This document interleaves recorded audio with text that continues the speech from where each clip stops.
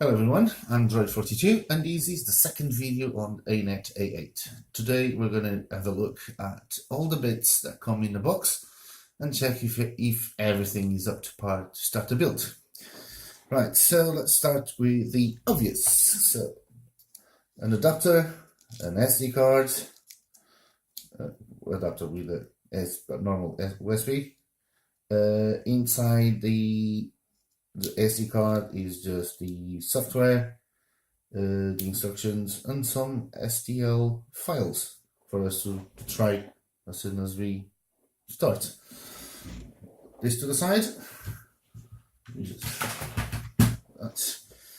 We have some tools. We have a rather plasticky screwdriver, just crap anyway. We have some flush cutters.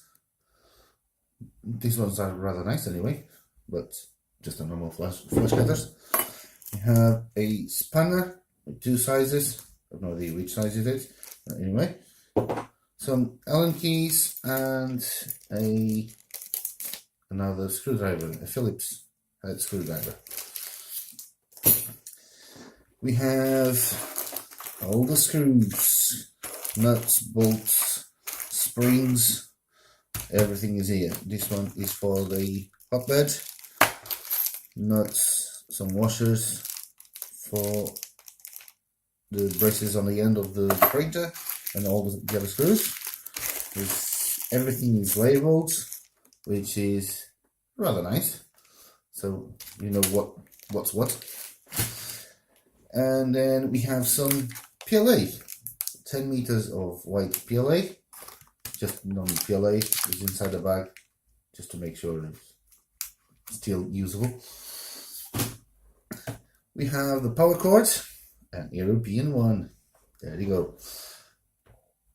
Earth, neutral, and phase, normal one. For some reason, the white bits just got stuck to the cord. Anyway, I have some cribs to put in here afterwards. We have some linear bearings. Some, actually, there's 7 of them. The normal linear bearings, they have 4 rows of steel balls, and they are for the hotbed and for the X carriage. I have some lithium grease to put on, just to make sure everything runs smoothly. So let's put this to the side. We have the stepper motors.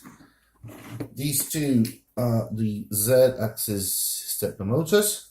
They have these rather springy connectors, and I think I'm gonna have to adjust this because the shaft of the motor is quite up to the end. I'm not sure if the screw is going to grab the rod properly. I might have to lift them a little bit. But anyway, to use that axis motors, we have the X motor and the Y motor. Again, they have these connectors for the belt to go in. For some reason, they are the other way around. I don't know if it's supposed to be like that or just this just got wrong. I'll have to look at the instructions afterwards. We have the X carriage and the ZZ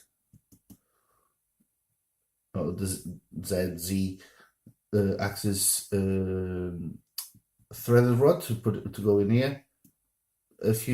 Another 2 linear bearings. Is the same size. Is actually 4 of them, so it's 2 in each one. 2 in each. I've seen a few videos on YouTube that when they're trying to put the rods in here, they're quite tight. So we'll see what we can do about it. Sorry. We have the fan and the part cooling fan, the part cooling nozzle, sorry, that goes something like this. This is quite tight actually. Oh, there you go. So this is going to be the nozzle to cool up the PLA, because all the other materials don't have cooling. Speaking of hot heads, we have the hot head in here. I already removed it from the bag just to make it easier. So we have the other stepper motor in here for the extruder, for the hot end. As you can see, the filament goes through here. The nozzle is a 0.4mm nozzle. This is rather loose because I do believe this comes out and then you need to go back in. And we'll see about that on the next ones. Anyway, let's see. Put this to the side. Now, this is for the hot end as well. Have a small grill, the heatsink, the fan, and some screws. Everything so far looks good.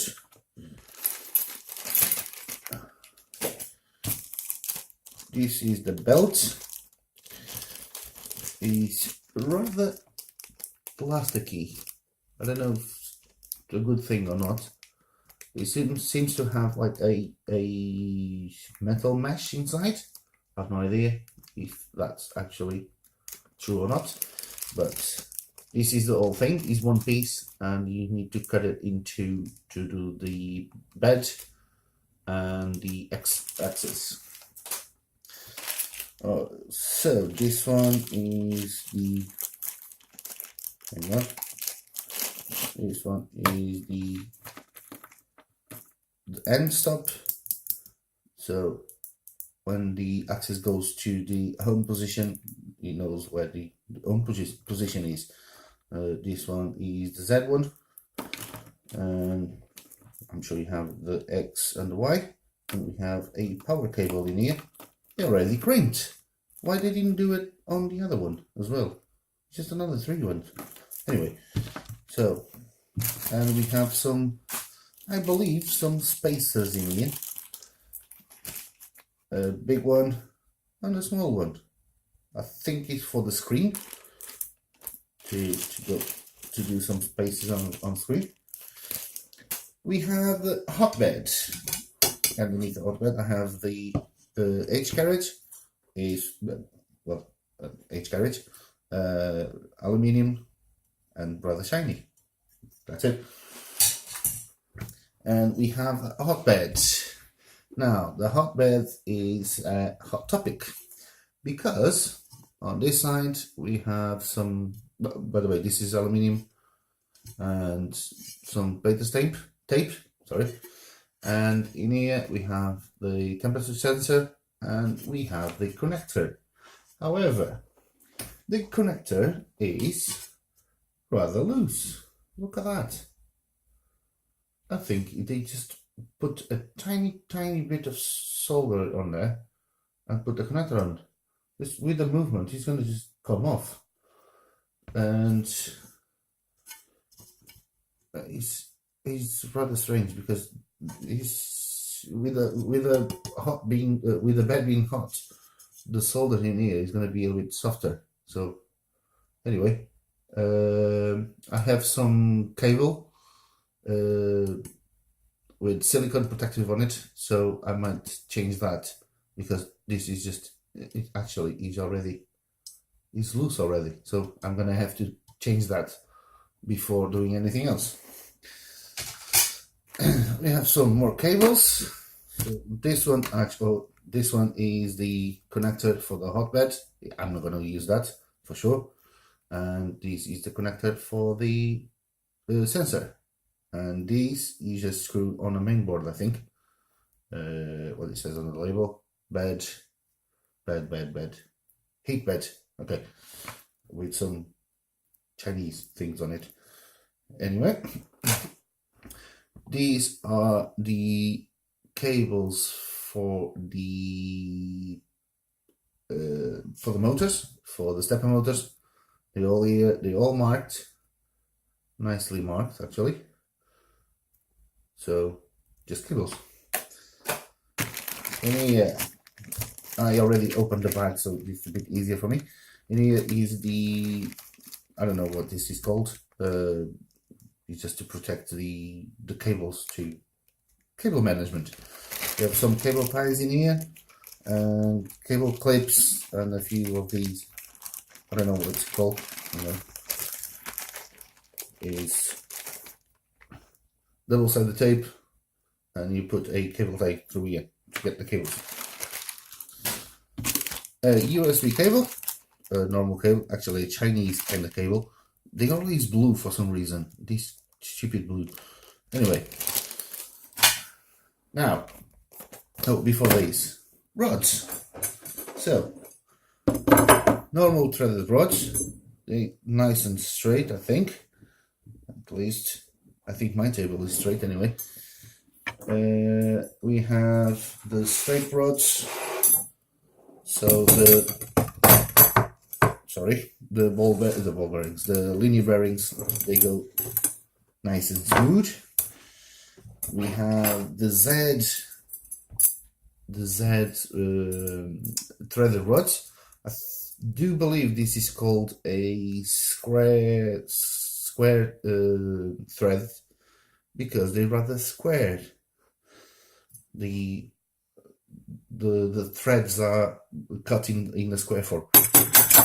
And we have this one, which is for the spool holder. For some reason, there is a spot of solder in here. I think it's solder. This looks like solder. I hope the other ones doesn't have these. Anyway, now, Anet mainboard. And these, as I told you, I already opened the box, the bag, just to be easier and less noisy. So, mainboard, USB, SD card, display, what's this? I don't know what this is. ET, BT, SZ, SY. Oh, it's for the sensors. Okay, nice. This is for the motors, for the fans. This is for the bed. This is for the hot end, and rather convenient comes out. And this is the power. And that's pretty much it. Oh, hang on. The soldering in here on the USB is rather close. Oh, that's not a problem. But anyway, I'll check it out. The rest of the soldering is alright, but rather tiny for the amount of power that comes through these ones at least. Anyway, we'll see. Now the display, it comes in a bag, as you can see. But anyway, display. The buttons are quite chunky. I like it. Anyway, so the screen, LCD screen, yeah. See, these joints are a lot better. And the screen, the protective, I'll take it off afterwards. And for some reason, I don't know if you can see these. The only thing that is holding the screen to the board is the joints in here. It's rather peculiar, but anyway, we'll see if he needs any other support on it. And the last one is one of the main ones. Without power, we don't do anything. So, power supply has some protection in here. Nothing special, but it has the protection. Rather chunky screws, which is nice. It has a potentiometer in there. Hang on. In that corner. So we can adjust the voltage on this to make sure that it's outputting 12 volts. Not 13 or 14 or 10 or something like that. And we have a button inside that thing to choose between 2020 up to 220 and 110.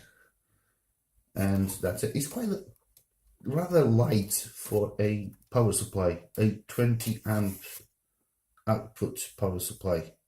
But anyway, we'll see how it goes. So it seems that everything's okay apart from the thread, the connector, and you need to crimp some cables and see that soldered on the USB cable, which I'm going to do in the next video.